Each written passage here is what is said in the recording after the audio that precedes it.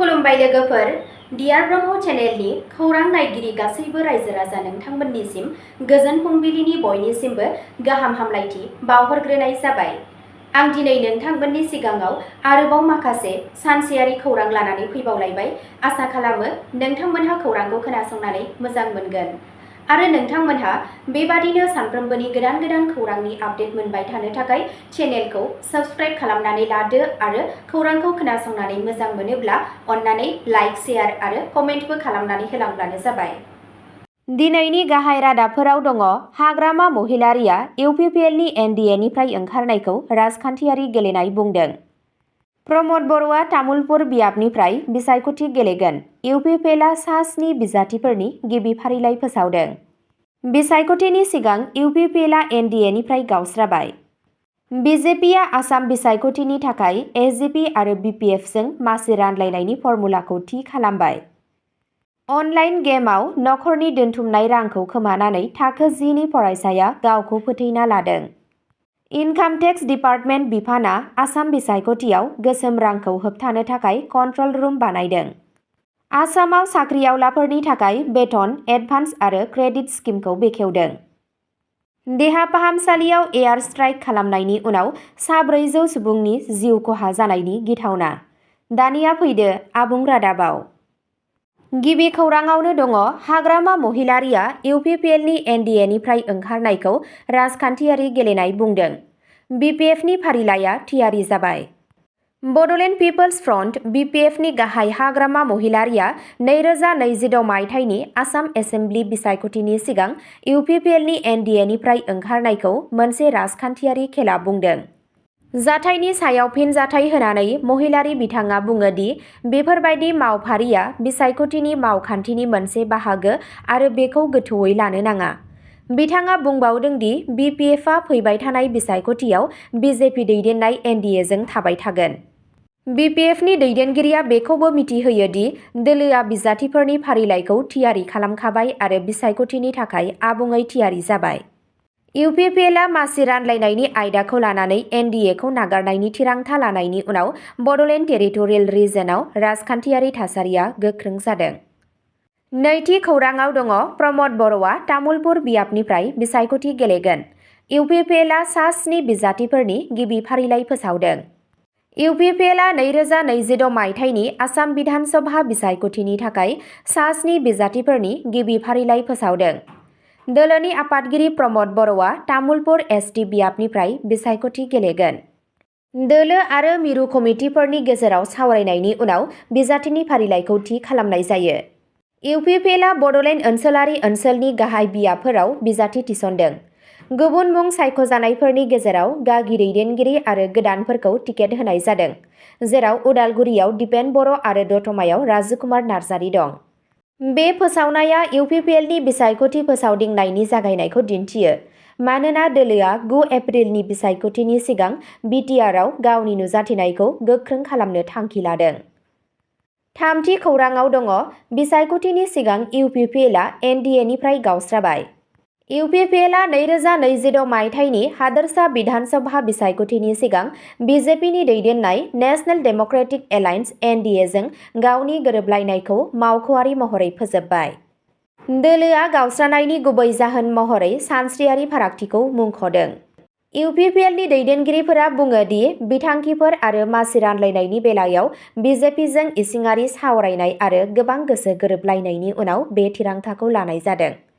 बेनि सिगां इउपिपिएलआ बड'लेण्ड ओनसोलारि ओनसोलाव उदाङै बिसायख'थि गेलेनो थियारि जानायनि जाहोनाव दुंहाव थासारि सोमजिनायनि नेरसोन दंमोन। बे ओंखारनायजों बे ओनसोलाव राजखान्थियारि समानथायफोरा सोलायनो हागौ, जर'खायै बिटिआर ओनसोलफोराव जेराव इउपिपिएलआ गोख्रों हेफाजाब दं। ब्रैथि खौराङाव दङ बिजेपिआ आसाम बिसायख'थिनि थाखाय एसजिपि आरो बिपिएफजों मासि रानलायनायनि फर्मुलाखौ थि खालामबाय।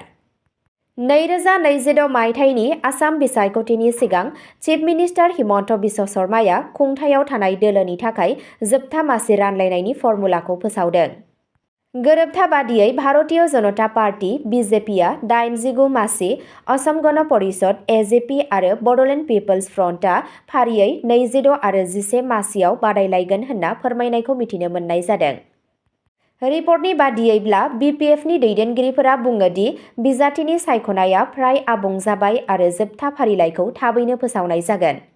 बे मासि रानलायनायनि बेबस्थाया NDAनि मावखान्थिखौ गोख्रों खालामगोन होननानै मिजिंथिनाय जादों।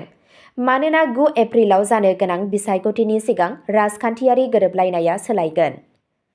5थि खौराङाव दङ अनलाइन गेमआव नखरनि दोनथुमनाय रांखौ खोमानानै थाखो 10नि फरायसाया गावखौ फोथैना लादों।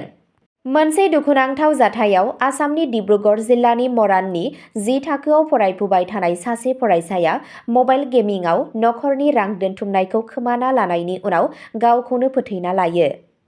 बे जाथाया थांनाय 17 मार्चखालि बाहनि फोथार गामियाव जादों।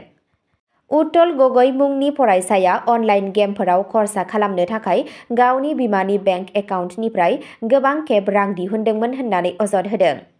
नखरनि सोद्रोमाफोरा बुंदोंमोन दि बियो सासे गोरों-गोरा फरायसा आरो फरायनो थाखाय मबाइल फन होदोंमोन, नाथाय बियो सिरियै बेखौ गेमिंनि थाखाय बाहायदोंमोन। खौरां मोन्नाय बादिब्ला बावैसो सिगां बिथाङा अरुणोदय स्किमनि सिङाव मोन्नाय रांनिफ्राय 9,000 रांसो खरसा खालामदों। जेननायाव गोसो बायनानै बियो न'आवनो जोबोर गोख्रों आगान लादों। बे जाथाया उन्दै गथ'साफोरनि गेजेराव मबाइल गेमिं निसा जानायनि सायाव जिंगा सिखांहोदों। 6थि खौराङाव दङ इनकाम टेक्स डिपार्टमेन्ट बिफाना आसाम बिसायख'थियाव गोसोम रांखौ होबथानो थाखाय कन्ट्रल रुम बानायदों। 2026 मायथाइनि आसाम बिधान सभानि बिसायख'थिनि सिगां आयकर बिफाना गोसोम रांनि बाहायनायखौ होबथानो थाखाय गुवाहाटीआव 24/7 कन्ट्रल रुम फसंदों। बे हाबाफारिखौ बिसायख'थिनि आय'गजों गोरोबनानै सा-सानजा ओनसोल इनकाम टेक्स नायबिजिरसंनाय डाइरेक्टरेटआ दैदेनगासिनो दं। मावख'आरिफोरा बुंदों दि मडेल कड अफ कन्डाक्ट समनि गेजेराव हिसाब गैयै नोगोद रां, सना आरो गुबुन बेसेन गोसा मुवाफोरनि थांलाय फैलायखौ गोख्रों नोजोर होनाय जागोन। आयकर भवनाव थानाय कन्ट्रल रुमआ बिसायख'थिनि हाबाफारिनि जोबनायसिम सांग्रां थागोन।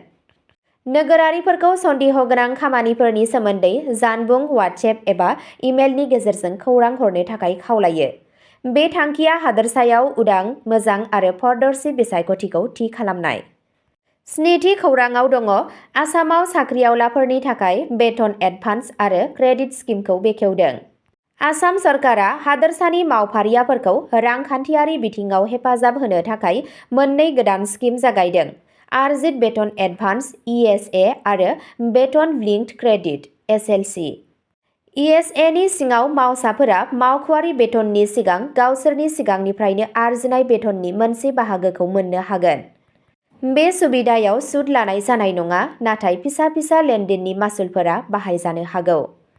SLC स्किमनि गेजेरजों साख्रिआवलाफोरा गावसोरनि बेथननि सायाव बिथा खालामनानै 2 दाननिफ्राय 12 दाननि बेथनसिम लन लानो हागोन। दाहारनि सुदनि हारखौ 20% सिमा होनाय जागोन आरो दानारि बेथन दानख'नायनि गेजेरजों सुख'नाय जागोन। मावख'आरिफोरा बुंदों दि बे स्किमनि थांखिया हरखाब जाब्रबथायनि समाव गोख्रै राङारि मदद होनाय आरो गावारि दाहार होग्राफोरनि सायाव सोनारनायखौ खमायनाय। मोन्नैबो बिथांखियाव बाहागो लानाया सरकारि साख्रिआवलाफोरनि थाखाय गाव गोसो। 8थि खौराङाव दङ काबुल देहा फाहामसालियाव एयार स्ट्राइक खालामनायनि उनाव सा 400 सुबुंनि जिउ खहा जानायनि गिथावना। आफगानिस्तानआ पाकिस्तानखौ दायनिगिरि खालामो। आफगानिस्ताननि बिबानगिरिफोरा फोरमायनाय बादिब्ला आफगानिस्ताननि काबुलनि गंसे देहा फाहामसालियाव गिख्रंथाव अख्रां गाग्लोबनायाव सा 400 सो सुबुंनि जिउ खहा जायो आरो सा 250 निबो बांसिन जोखोम जायो। खौरां मोन्नाय बादिब्ला बे गाग्लोबनाया मोनसे मुलि रिहेबिलिटेसन देहा फाहामसालिखौ नोजोर होनानै खालामदों, जेराव गोबां बेरामिफोरा फाहामथाय लागासिनो दंमोन। आफगानिस्तानआ पाकिस्तानखौ बे गाग्लोबनायखौ खालामदों होननानै अजद होदों आरो बेखौ नोगोरारिफोरनि सायाव थोंजों गाग्लोबनाय होननानै बुंदों। नाथाय पाकिस्तानआ बे अजदखौ नेवसिनानै बुङो दि बेयो खालि उदखारि थावनि आरो मिलिटारि दाथायफोरखौ नोजोर होदों, जेबो देहा फाहामसालिखौ नोजोर होआखै। साखिफोरा फोजोबस्रांनायनि नुथायफोरखौ फोरमायदों, जेराव बिल्डिंफोरा खहा जादों आरो सुबुंफोरा मलबे सिङाव थाबथादों। जथाय हादर आरो गुबुन हादरफोरा दुखु फोरमायदों। अब्ला दिनैनि खौरांआ एसेनोसै। गोजोन्थों।